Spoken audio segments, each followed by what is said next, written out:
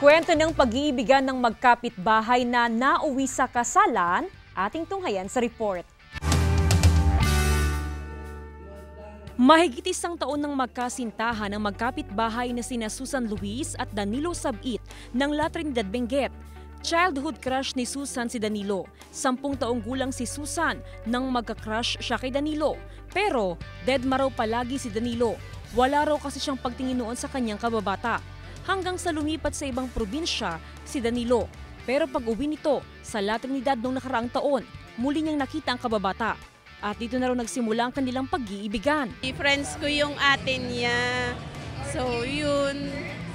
Tapos hindi ko pala alam na kursunada niya pala. Tapos yun, kinuha niya yung number ko. Then text. Yun na. Talagang mahal ko na. Kabilang sina Susan at Danilo sa 27 pares na ikinasal sa mass wedding na bahagi ng Strawberry Festival. Karamihan sa mga ikinasal, magulang ng mga daycare pupils sa bayan.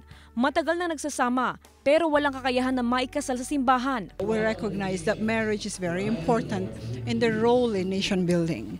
That once a family is intact, once the family is in order, there is peace in community. There will be no crimes, there will be no children on the streets. Matapos ang seremonya ng kasal, isinagawa rin ang wedding traditions na slicing of cake at drinking of wine.